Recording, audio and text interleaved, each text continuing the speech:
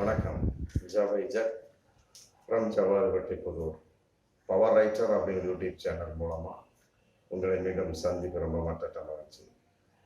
அத்தோட எங்கள் சேனலை சப்ஸ்கிரைப் பண்ணுங்கள், பெல் பட்டன் அழுத்த மறந்துடாதீங்க. அத்தோட எல்லாத்துக்கும் ஷேர் பண்ணுங்கள். பேட்டி கண்ட ஒரே ஒரு காரணம், யூடியூப் சேனலில் இன்னைக்கு ஃபெலிக்ஸ் ஜெரால்டு அப்படிங்கிறவர் கைது செய்யப்பட்டிருக்காங்க. ஆல்ரெடி சொல்லிட்டாங்க, இது சம்மந்தப்பட்ட சவுக்கு சங்கர் கைது ஆனப்பையும் சொல்லிட்டாங்க. பேட்டி வாங்குறாங்க, ரைட்டு, ஓகே. இருந்தாலுமே கூட அவர்களுடைய கேள்வியின் வெளிப்பாடு யார் பேட்டி சொல்றாங்களோ அவர்கள் வரக்கூடிய வாதங்கள், அதன் அடிப்படையில் பார்க்கின்ற பொழுது பேட்டி யார் கேட்கிறாங்களோ அவர்களும் முதல் குற்றவாளி. என்னதான் இருந்தாலும் சரி, அவர் தன்னுடைய கருத்தை யார் பேட்டி கொடுக்கின்றார்களோ அவர்கள் கொடுக்கக்கூடிய அந்த கருத்தை வெளிப்பாடு ஒரு விதமாக இருந்தாலும் பேட்டி எடுக்கிறாங்க பாருங்க, அவர்களும் அதில் தூண்டிவிடப்படுகிறார்கள். அவர்களுடைய தூண்டிவிட்ட கருத்தின் வெளிப்பாடு பேட்டி கொடுக்கிறவங்க தன்னுடைய கருத்தை வெளிப்படுத்துகின்றார்கள். ஆக முதல் குற்றவாளியாக பேட்டி எடுக்கிறாங்க பாருங்க, அவர்கள் தான் சேர்க்கப்பட வேண்டும். அவர்கள் தான் முதல் குற்றவாளி சொல்லிட்டு சென்னை உயர்நீதிமன்றம் சவுக்கு சங்கர் வழக்கில் ஒரு வாரத்துக்கு முன்னாலே ஒரு கருத்து சொல்லிட்டாங்க. அதன் அடிப்படையில் ஃபெலிக்ஸ் ஜெரால்டு அப்படிங்கிறவர் தேடப்பட்டு டெல்லியில் இன்னைக்கு நொய்டாவில் கைது செய்யப்பட்டிருக்கான். கைது செய்யப்பட்டு திருச்சி சிறையில் அடைக்கப்பட்டிருக்கான். அவருடைய செய்த ஒரு குற்றம் அவன் ரெட்ஃபிக்ஸ் அப்படிங்கிற ஒரு யூடியூப் சேனல், ரொம்ப திறமையான யூடியூப் சேனல், நிறைய பேர் பேட்டி கண்ட யூடியூப் சேனல். அந்த மாதிரி வகையில் 2022 அவர் மேல மிக ஒரு பிரம்மாண்டமான ஒரு வழக்கு தொடரப்பட்டது. அதாவது ஜெயலலிதாவுடைய தோழி கீதா வகையில் ஏதோ ஒரு வகை பேட்டி கண்ட வகையில் அதிமுகவினர் பெண்களை தவறாக பயன்படுத்துகின்றார்கள் அப்படிங்கிற மாதிரி ஒரு கருத்தின் அடிப்படையில் அன்னைக்கும் நீதிமன்றத்தால் குட்டு வைக்கப்பட்டு மற்றபடி போலீசாரால் தண்டிக்கப்பட்டு பிறகு நான் அவ்வாறு செயல்படுத்த மாட்டேன், அவ்வாறு நான் பேட்டி எடுக்க மாட்டேன், சொல்ல மாட்டேன் கருத்துக்கள் அப்படிங்கிற மாதிரி சொல்லியிருந்தாரு 2022. இன்னைக்கு 2024 அவர் சொன்ன கருத்துக்களுக்கு மாறாக மீண்டும் சவுக்கு சங்கரை வைத்து பேட்டி எடுக்கக்கூடிய சமயத்துல சவுக்கு சங்கரா பேட்டி கொடுத்தாரா இல்ல இவர் எடுத்தாரா, இப்படி 2 பேரும் உடன்பட்ட ஒரு விஷயம். தமிழக பெண் போலீசார், ஆமா, தமிழக பெண் போலீசார் மற்றபடி பெண்களை பற்றி அவதூறான ஒரு கருத்துக்கள் பரப்பிய வகையில இருவருமே எனக்கு கைது செய்யப்பட்டிருக்கிறாங்க.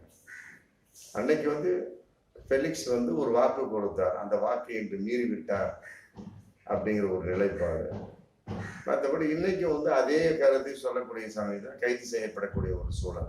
ஃபெலிக்ஸ் ஜெரால்டு, சவுக்கு சங்கர் கைது செஞ்சாச்சு. இன்னைக்கு என்ன சொல்ல போனா, கஞ்சா வைத்திருந்த வகையில, அவர் தன்னுடைய அறையில் கஞ்சா வைத்திருந்த வகையில, மற்றபடி டி நகர் வீட்டுல கஞ்சா வைத்திருந்த வகையில இன்னைக்கு அவரை குண்டாஸ்ல போட்டாச்சு. குண்டர் தடுப்பு சட்டம், ரொம்ப யாருமே எதிர்பார்க்காதது, அதுதான் போட்டுருவாங்க சொல்லி போட்டு அவருடைய சேனல் சம்பந்தப்பட்ட வகையில சவுக்கு மீடியாஸ் வகையில ஒரு வழக்கு போட்டிருந்தாங்க. நீதிபதி ஐயா சொன்னாங்க, அதெல்லாம் ஒரு யூகமான அடிப்படை தான், மற்ற அதெல்லாம் போட மாட்டாங்க. இருந்தாலுமே யார் பேட்டி எடுத்தார்களோ அவர்களாம் முதல் குற்றவாளி கூட சொன்னாங்க. ஆனா இன்னைக்கு சவுக்கு சங்கரோட குண்டாசும் போட்டாச்சு. யார் முதல் குற்றவாளி அவர்களும் கைது செய்யப்பட்டாச்சு. அப்படிங்கிறது ரொம்ப ஒரு நீரோட்டமான ஒரு செயல்பாடா இன்னைக்கு இருக்கு. இதன் அடிப்படையில வரும் காலங்களில் யூடியூப் சேனல் எவ்வாறு பேட்டி எடுப்பது அப்படிங்கிற ஒரு மிகப்பெரிய ஒரு கேள்வி போயிட்டு இருக்கு. சவுக்கு சங்கர் மேல ஏகப்பட்ட பேர், தமிழர் முன்னேற்ற படை வீரலட்சுமி, மற்றபடி தமிழக போலீசார் ஏகப்பட்ட பெண் போலீஸ் ஏகப்பட்ட பேர் கம்ப்ளைண்ட்ஸ். ஒரு குறிப்பிட்ட டிவியினுடைய நிருபர் கூட எதிராக வழக்கு தொடுத்து கம்ப்ளைண்ட் கொடுத்தான் போலீஸ்ல சவுக்கு சங்கர். அதன் அடிப்படையில் ஏகப்பட்ட புகார்கள். அதை பேட்டி எடுத்த பிலிக்ஸ் ஜெரால்டு மேலே ஏகப்பட்ட பெண்கள் புகார்கள். 2 பேருமே இன்னைக்கு சிறைச்சாலைகள். ஒருவர் கோவை சிறைச்சாலை சவுக்கு சங்கர் அடைக்கப்பட்டிருக்கிறார்.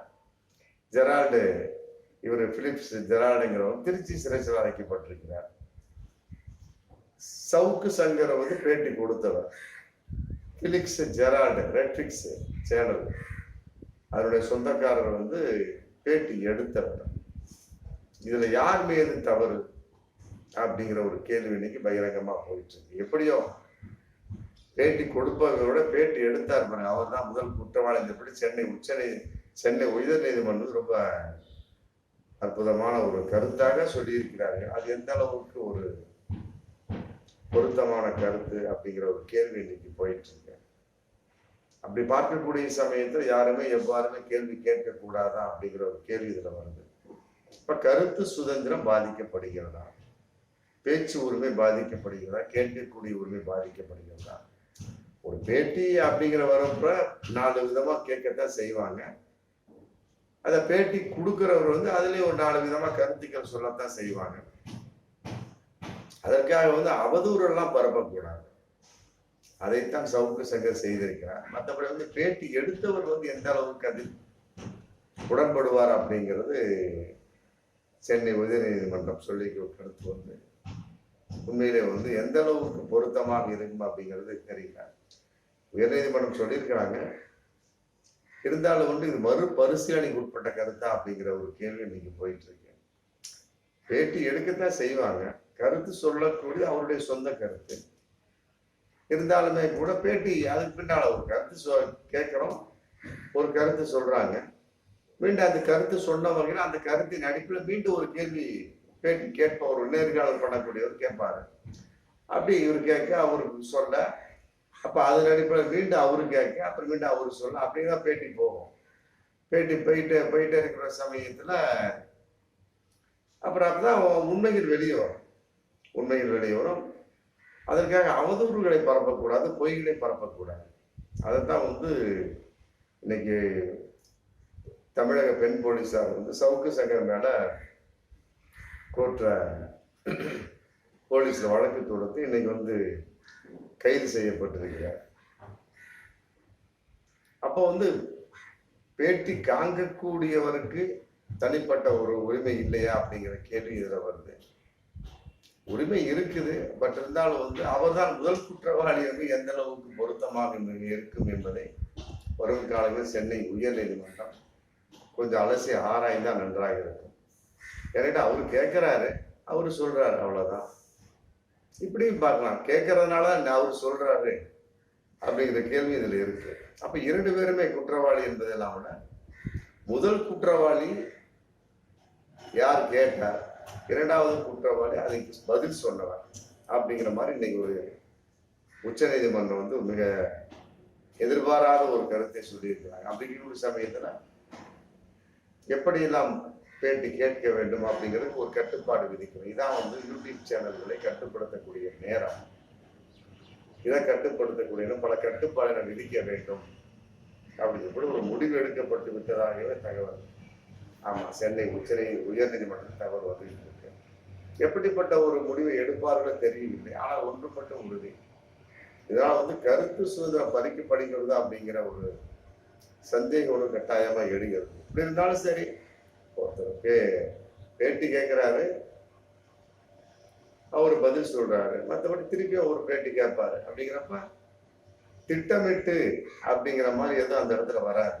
ஏன்னா அவர் சொல்லக்கூடிய பதிலுக்கு தகுந்த மாதிரி மீண்டும் வந்து பேட்டி கேட்பார், வந்து ஒரு கேள்வி கேட்பாரு.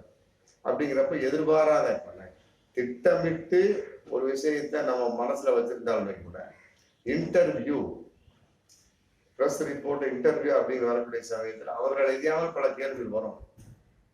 அதுக்கு தம்ம அவர்கள் எதையாமல் பதில் சொல்லக்கூடிய ஒரு சூழல். எப்படி அவதூறுகள் இருக்கக்கூடாது, அது தவறான விஷயம் தான். அவதூறுகள் இருக்கக்கூடாது. மற்றபடி வந்து கேலித்தனமான, கிண்டல்தனமான, பிறரை வந்து குறை சொல்லக்கூடிய அளவுக்கு ஆமா பெண் போலீசார் கொதித்து எழுந்து விட்டார்கள் அப்படிங்கிற ஒரு விஷயம் எனக்கு தெரியல. இப்படிலாம் பேசினா அப்படின்னா நாங்க எப்படி வந்து ஒரு பொதுத்துறையில வேலை செய்யறது? நான் எங்களுக்கு தனி குடும்பம் இருக்கு இல்லையா, தனி கணவன், மற்றபடி வந்து குடும்பம் எல்லாம் இருக்கு. அவங்கள எங்களை என்ன நினைப்பாங்க அப்படிங்கிற ஒரு கேள்வி நிலைப்பாடு இதுல போயிருக்கு. ஆமா, எப்படி அவதூறு கருத்துக்கள் கூடாது அப்படின்னு சென்னை உயர் நீதிமன்றம் வரும் காலங்களில் தன்னுடைய கருத்தை பதிவு செஞ்சு அதன் அடிப்படையில் ஒரு சட்ட ரீதியாக நடவடிக்கை எடுக்கலாம். மற்றபடி வந்து கேள்வி கேட்கக்கூடிய சமயத்துல இப்படித்தான் கேள்வி கேட்க வேண்டும், அப்படித்தான் கேள்வி கேட்க வேண்டும் அப்படிங்கும் போதுல அதுல கருத்து சுதந்திரம் பறிக்கப்பட்டு விடுகிறது அப்படிங்கிற ஒரு மிகப்பெரிய ஒரு கருத்து அது இருக்கு. அதையும் வந்து வருங்காலையில் சென்னை உயர்நீதிமன்றம் பார்க்கணும். ஆமா, யூடியூப் சேனல் அப்படிங்கிறது வந்து ஒரு மறைவான பல விஷயங்களை வெளியே சொல்லக்கூடிய ஒரு தகவல் தொடர்பு ஒரு ஆயுதமாக தான் இன்னைக்கு பார்க்கக்கூடிய ஒரு சூழ்நிலை. ஏகப்பட்ட பேர் பார்க்குறாங்க. அதில் பல கருத்து, நல்ல கருத்துக்களும் இருக்கு, கெட்ட கருத்துக்களும் இருக்கு. பொதுவான கருத்துக்கள் கூடாது, தவறான கருத்துக்கள் கூடாது, பொய்யான கருத்துக்கள் கூடாது. இருந்தாலுமே கூட பேட்டி காணக்கூடியவன் எந்த அளவுக்கு பேட்டி காண்கின்றார், அவர் எந்த அளவுக்கு பதில் சொல்கின்றார், அது அடிப்படையில் நம்ம கருத்தை பார்க்கலாம். அதன் அடிப்படையில் அவதூறான கருத்துக்கள் கூடாதுங்கிறத வந்து மீண்டும் மீண்டும் வந்து சென்னை உச்சநீதிமன்றம் உயர்நீதிமன்றம் சொல்லியிருக்காங்க. இதுதான் வந்து சரியான தகவல், கட்டுப்படுத்தக்கூடிய சரியான நேரம் அப்படின்னு சொல்லியிருக்காங்க. அப்படி இருக்கக்கூடிய சமயத்தில் வரும் காலங்களில் ஏகப்பட்ட கட்டுப்பாடுகள் விதிக்க வாய்ப்பு இருக்கு அப்படிங்கிற தகவல் இன்னைக்கு வந்துட்டு இருக்கு. அந்த கட்டுப்பாடுகள் வந்து பேச்சு சுதந்திரத்தை பறிக்காமல், கருத்து சுதந்திரத்தை பறிக்காமல், அதே நேரத்தில் கேள்வி கேட்பவர்களுடைய ஒரு தனிப்பட்ட ஒரு சுதந்திரத்தையே பறிக்காத அளவுக்கு இருந்தால் ரொம்ப நன்றாக இருக்கும் என்பதை என்னுடைய விருப்பமாகவும் இருந்து கொண்டிருக்கிறது. அதன் அடிப்படையில் வரும் காலங்களில் யூடியூப் சேனல்களுக்காக விதிக்கப்படக்கூடிய ஒரு கட்டுப்பாடுகள், ஆமா, தனிப்பட்ட ஒரு நபரை தாக்காத அளவுக்கு இருக்க வேண்டும் என்று ஒரு கட்டுப்பாடு போடலாம். அதே நேரத்தில் அவதூறு அவதூறான கருத்துக்கள் பரப்பக்கூடாது. அதே நேரத்தில் வந்து பேச்சு சுதந்திரத்திற்கு தடை விதிக்கக்கூடிய அளவுக்கு, மற்றபடி வந்து கருத்து சுதந்திரத்தை தடை செய்யக்கூடிய அளவுக்கு இருக்காமல் இருக்க வேண்டும், கருத்து சுதந்திரத்தை தடை செய்யாமல் இருக்க வேண்டும் என்பதை எதிர்பார்க்கக்கூடிய எல்லோருடைய விருப்பமாகவும் இருந்து கொண்டிருக்கிறது. அதன் அடிப்படையில் வரும் காலங்களில் சென்னை உயர்நீதிமன்றம் தன்னுடைய கட்டுப்பாடுகளை விதிக்கும் என்ற எதிர்பார்ப்பு இன்றைக்கு மக்களிடையே இருந்து கொண்டிருக்கிறது. பார்ப்போம். அவருடைய நிலைப்பாடு கட்டாயமாக கருத்து சுதந்திரத்தை காப்பாற்றும், பிறருடைய தன்னம்பிக்கை உயர்த்தும் என்ற நம்பிக்கையும் நிறைய இருக்கிறது. பார்ப்போம் மீண்டும் அடுத்த வீடியோ. நன்றி.